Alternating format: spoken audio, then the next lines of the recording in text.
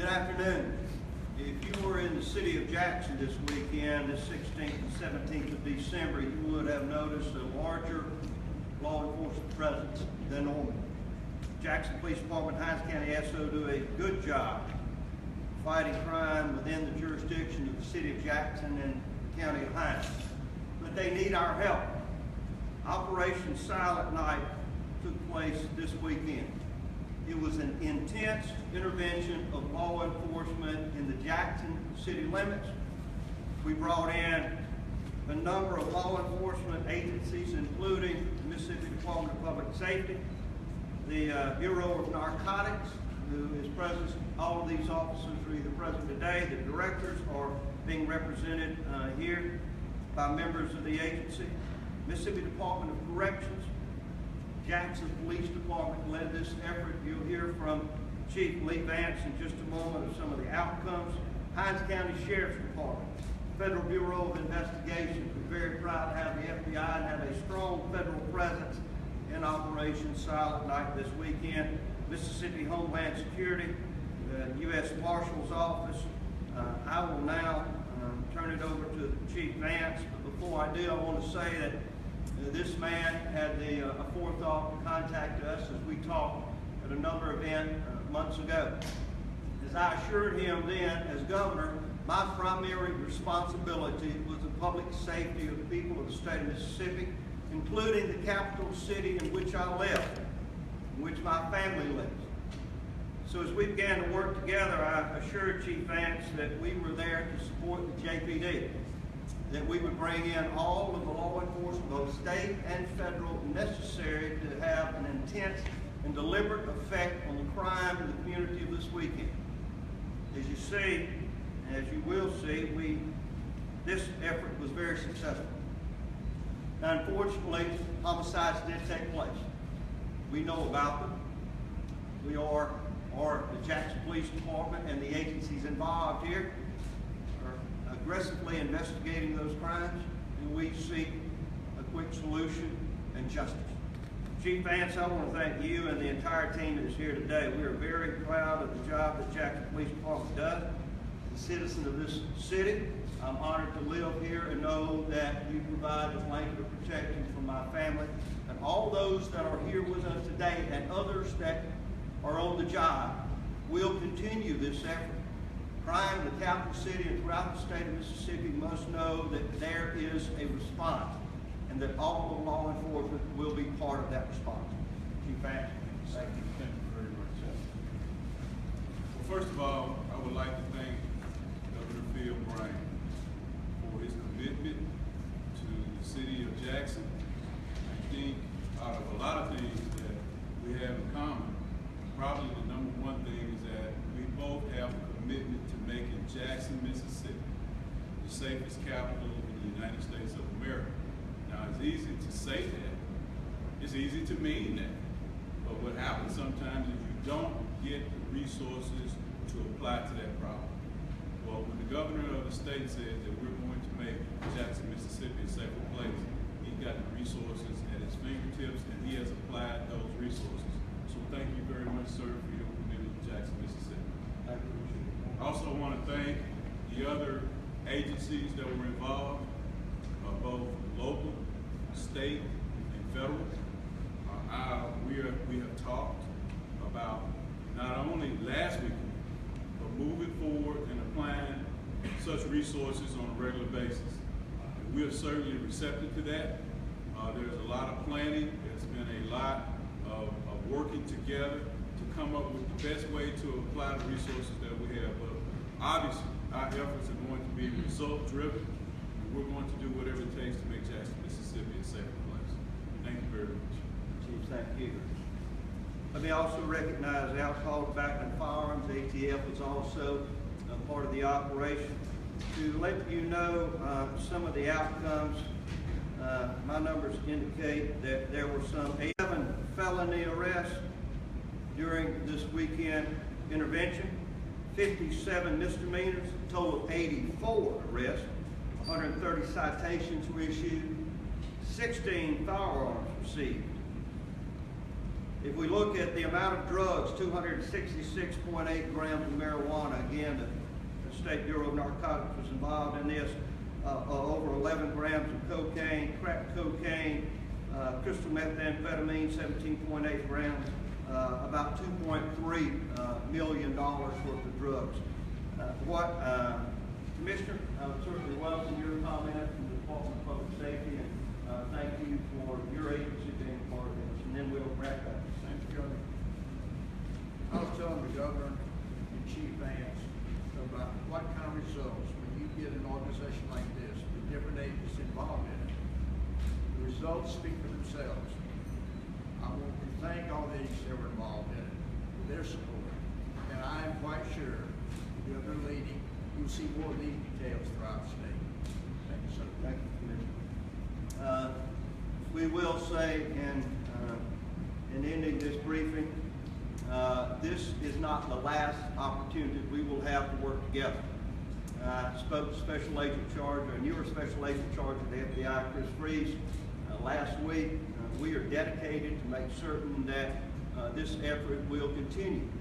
Now, if you are a violator of the law, if you intend to inflict harm upon innocent citizens, if you intend to be involved in the drug trafficking trade, or if you are involved in other criminal activities, you should know we will be coming after you.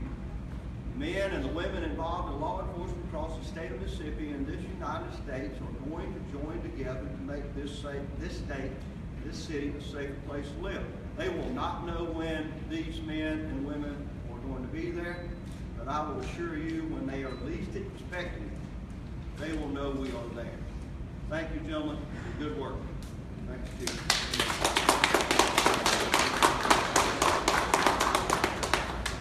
I'm sure they'll be here for your further interview. Chief, can you take a couple quick questions? You're live. Okay. I was just going to ask, do we know as far as how these numbers stack up to a normal weekend in Jackson as far as the arrests go and that kind of thing? Well, obviously, there are going to be a lot more that occurred this weekend because we had a lot more resources to apply. We probably had upward of 50 officers from different agencies working on this detail this weekend. So that's going to generate a lot of numbers. But it wasn't necessarily a numbers-driven effort. What it was designed to do is to quiet the streets, to make people feel safe. This goes beyond numbers. When you look at overall, we got good crime numbers right now. But you can't say people in Jackson feel safe because we've got way too many shootings. We've got way too many people getting injured or killed as a result of gunfire. So there are causes for that: drug trafficking, conflict resolution. But when we look at these efforts and people are out in the streets as far as law enforcement is concerned, it gives the citizens a sense of comfort and peace, and that's what we're looking for. It also gives the criminals a sense of discomfort, and we want that too. So we just appreciate it. We appreciate the governor for what he did, applying resources, because we are resource poor in the city of Jackson. Everybody knows that. So we just appreciate what he did. We appreciate our fellow law enforcement agencies chipping in, and we can't wait till the next one starts. Now, did this focus on certain areas of the city, or was it big enough that it could get everybody? It was big enough to where it was citywide. And I know y'all are talking about being able to do this again, and in the past we've seen pairing with federal organizations has really helped kind of not only clean up the streets, but keep some of these folks off the streets by getting them in the federal system. Did we see some of that this weekend? Absolutely. That's part of the effort. Last year we started out, the U.S. Attorney Gregory Davis was very instrumental in that effort.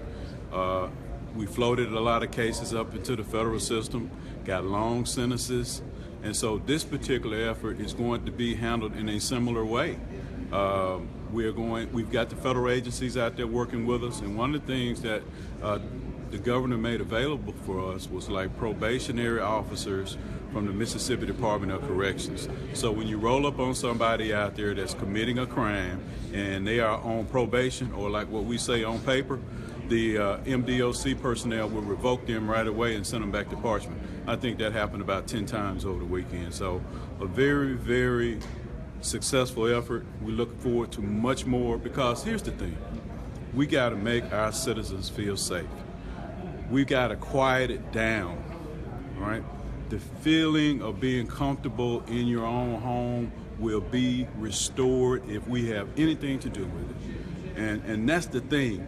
The effort to try to make Jackson a safer place, the effort to make people feel safe is our number one priority.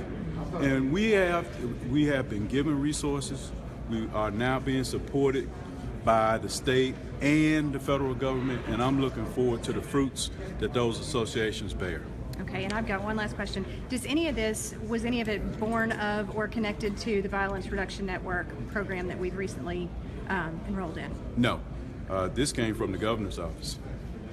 What kind of increase of boots on the ground, for lack of a better term, are we talking about in terms of law enforcement that was here this weekend? It was a large number. I didn't do a head count, Mike, but I can tell you, Hundreds? all of the federal agencies were represented.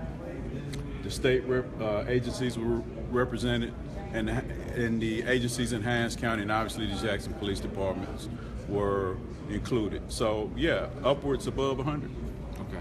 Do we know who's going to pick up the tab for this? Is it the state, the federal level? Or is overtime a problem with this? Or No, involved? no, Okay. no. These officers, from my understanding, were assigned to this effort as their duty assignment for the day.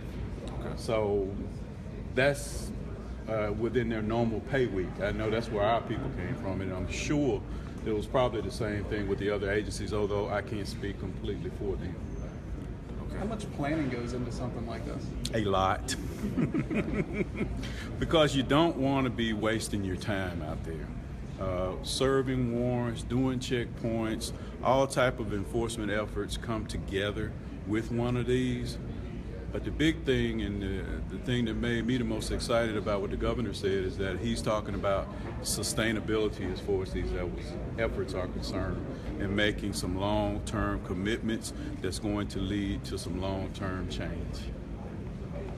Good deal. Thank you, Chief. Thank you. All right.